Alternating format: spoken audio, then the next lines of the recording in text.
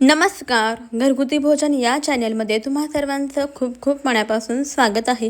तर आज आपण अतिशय भन्नाट अशी रेसिपी बनवतोय जी की तुम्ही या अगोदर कधीही बनवली नसेल आणि एकदा जर बनवली ना तर आठवड्यातून 3 ते 4 वेळा नक्कीच बनवून खाल आणि पावसाळ्यामध्ये तर आवर्जून बनवाल. इतकी चविष्ट अशी ही रेसिपी आहे.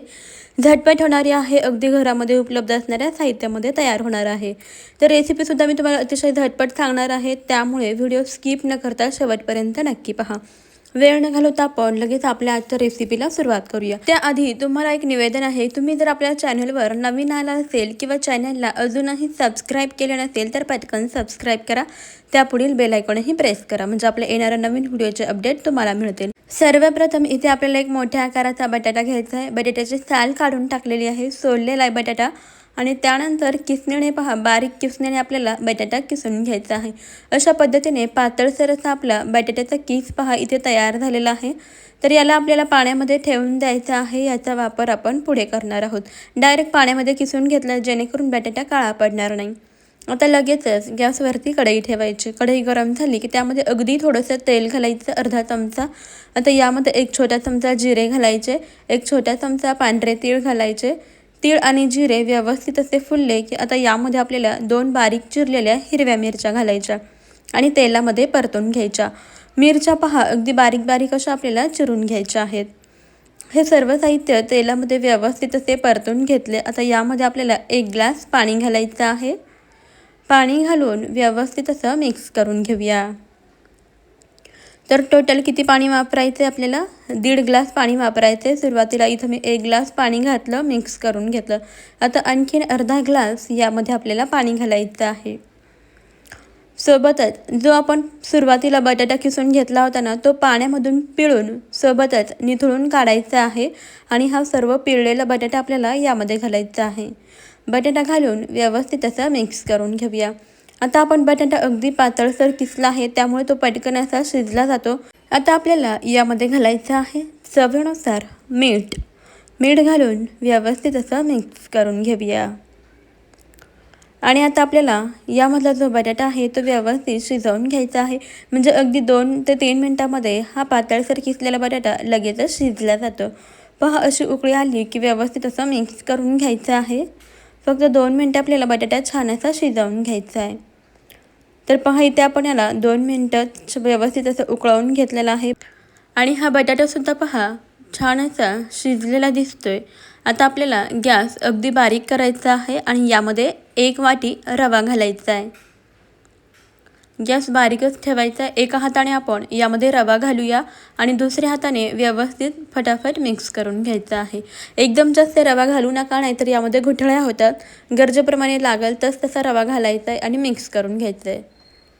लगेच मिक्स करून घ्यायचं म्हणजे गुठळ्या जरी झाल्या ना तर त्या पटकन अशा फुटल्या जातात. थोडा थोडा करत आपण 1 वाटी रवा संपूर्ण यामध्ये घालूया.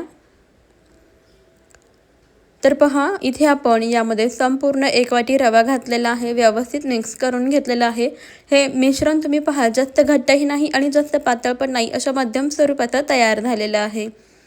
जसं जसं शिजलं जाईल ना तसं हे मिश्रण आणखीनच घट्टसर असं व्हायला लागतं. पहा व्यवस्थित मिक्स करून घेतलं आपण. आता यावरती आपल्याला झाकण ठेवायचं आहे आणि 3 ते 4 मिनटं याला व्यवस्थित असं वाफवून घ्यायचं आहे. 4 मिनटानंतर आपण यावरचं झाकण काढूया आणि व्यवस्थित असं मिक्स करून पाहूया. पहा हे मिश्रण छान असं शिजलेलं आहे, व्यवस्थित असं वाफवलं गेलेलं आहे. तिथे आपण स्टीलची कढई वापरली आहे, त्यामुळे मिश्रण थोडंफार कढईला चिकटू शकतं. तुमच्याकडे नॉनस्टिकची कढई असेल तर त्यामध्ये सुद्धा तुम्ही याला बनवू शकता. आता लगेच हे तयार झालेलं मिश्रण एका प्लेटमध्ये काढून घ्यायचं, हलकंसं थंड करून घ्यायचं. त्यानंतर हाताला तेल लावून घ्यायचं आहे. हे पीठ हलकंसं असं मळून घ्यायचं, नाहीतर मग पहा असं थोडं थोडं पीठ हातावरती घ्यायचं, असं दाबून घ्यायचं आणि त्यानंतर याचे असे छोटे छोटे बॉल बनवून घ्यायचे आहेत. पहा असे छान असे याचे बॉल्स तयार होतात. आता याच पद्धतीने सर्व मिश्रणाचे आपण असे बॉल्स बनवून घेऊया. तर इथे मी याचे असे छोटे छोटे बॉल्स बनवून घेते. हवं तर तुम्ही याला वेगवेगळ्या आकारामध्ये आकार देऊ शकता. म्हणजे नगेटसारखं सुद्धा तुम्ही याला बनवू शकता किंवा याचे कुरकुरेसुद्धा बनवू शकता. पहा अशा पद्धतीने आपल्याला छोट्या छोट्या आकाराचे बॉल्स बनवून घ्यायचे आहेत. तर मंडळी तुम्हाला एक निवेदन आहे की तुम्हाला हा व्हिडिओ इथवर जरी आवडला असेल तर लगेच एक लाईक नक्की करा, चॅनलला सबस्क्राईब करा आणि सर्वात महत्त्वाचं म्हणजे तुम्ही आपला आजचा हा व्हिडिओ कोणत्या शहरातून किंवा मग कोणत्या गावातून पाहत आहात ते मला कमेंटमध्ये नक्कीच कळवा. म्हणजे मलासुद्धा समजेल की आपल्या घरगुती भोजनच्या युनिक अशा रेसिपीज कुठपर्यंत पोहोचतात. आणि व्हिडिओच्या शेवटी मी तुमचे आभारही नक्कीच मानेन. पहा इथे आपण अशा पद्धतीने अशा मध्यम आकाराचे छोट्या आकाराचे गोळे बनवून घेऊया. तुम्हाला आवडीनुसार वेगवेगळ्या आकारामध्ये तुम्ही याचे गोळे बनवून घेऊ शकता. तर आपण घेतलेल्या साहित्यामध्ये आपले असे भरपूर असे वडे तयार होतात. याला तुम्ही वडे म्हणा किंवा बॉल्स म्हणू शकता. जर तुम्हाला जास्त व्यक्तींसाठी बनवायचं असेल ना तर इथे तुम्ही साहित्याचं प्रमाण वाढवून घेऊ शकता. मी घेतलं होतं 1 वाटी रवा आणि 1 बटाटा. त्यामध्ये आपले इतके बॉल्स तयार झालेले आहेत. सर्व बॉल्स बनवून झाले. आता इथं गॅसवरती अगोदरच तेल गरम करायला ठेवलं होतं. तेल व्यवस्थित गरम झालं की आता यामध्ये हे बनवून घेतलेले बॉल्स सोडायचे आहेत. कढईमध्ये मावतील थोडेफार जागा शिल्लक राहील इतपतच आपल्याला कढईमध्ये हे बॉल सोडायचे आहेत. जास्तही सोडायचे नाहीतर ते जे बॉल आहेत ना ते एकमेकांना असे चिकटून बसतात. त्यामुळे जेवढे मावतील तेवढेच बॉल सोडायचे आहेत. आणि इथे आपल्याला गॅस मध्यम ठेवायचा आहे. मध्यम गॅसवरती आपण हे बॉल्स छान असे फ्राय करून घेऊया.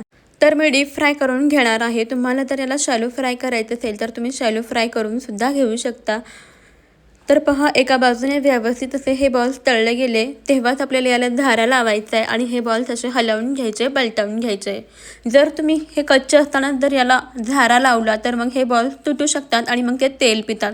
त्यामुळे बॉल्स व्यवस्थित असे तळले गेले ना तेव्हाच याला धारा लावायचा आहे आणि बॉल हलवून घ्यायचे, पलटी करून घ्यायचे. आता पहा आपण याला छान असा सोनेरी रंग येईपर्यंत बाहेरून हे बॉल्स कुरकुरीत होईपर्यंत तळून घेऊया. गॅसची फ्लेम कुठेही वाढवायची नाही, मध्यमच ठेवायची आहे. जर तुम्ही मोठी फ्लेम ठेवली ना तर याला कलर लवकर येतो पण ते व्यवस्थित क्रिस्पी होत नाहीत. त्यामुळे मध्यम गॅसवरती तळायचे. पहा मस्त सोनेरी रंग येईपर्यंत आपण तळून घेतलेलं आहे. आता हे तळलेले बॉल्स आपण तेलामधून व्यवस्थित असे निथळून काढून घेऊया. तर मी सांगितलेल्या पद्धतीनुसार तुम्ही हे बॉल्स नक्की बनवून पहा. अजिबात तेलकट होत नाहीत किंवा जास्त तेल पितही नाहीत. बरेच जणांचे रवा बॉल्स असतात पहा ते असे तेल पितात किंवा तेलकट होतात. तर मी सांगितलेल्या पद्धतीने बनवून पहा, अजिबातच तेलकट होत नाहीत. जर तुम्ही याला प्रॉपरली तळून घेतलं, साहित्य व्यवस्थित वापरलं ना तर हे रवा बॉल बिलकुलही तेलकट बनत नाहीत. तर याच पद्धतीने आपण उरलेले बॉलसुद्धा दुसऱ्या बॅचमध्ये तळून घेऊया. सध्या पावसाळा सुरू आहे आणि पावसाळा म्हटलं की आपल्याला काहीतरी गरमागरम आणि चटपटीत खावंसं वाटतं. त्यावेळी तुम्ही नक्की अशा पद्धतीचे बॉल्स बनवून पहा. नेहमी 30-30 भजी वडा खाऊन जर बोर होत असेल ना तर अशा पद्धतीने एकदा हे रवा आणि बटाट्याचे बॉल्स नक्की बनवून पहा.